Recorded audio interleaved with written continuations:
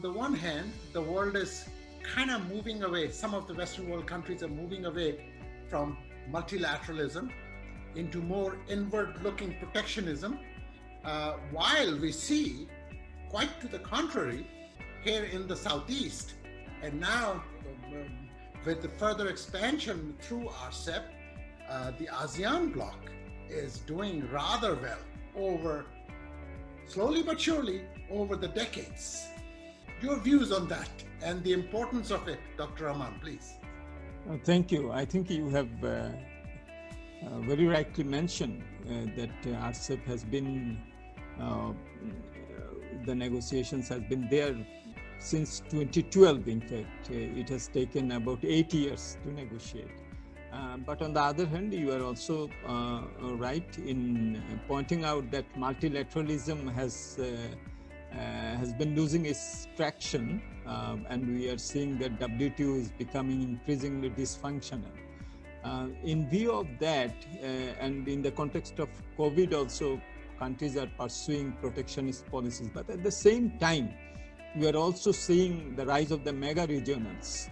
And those mega regionals, I think, are perceived to be alternative options by many countries to the WTO. But at the same time, they also understand that if they are alone, unilateralism will not give the results that they want in terms of preferential market access, in terms of deepening cooperation, in terms of taking advantage of their comparative strengths.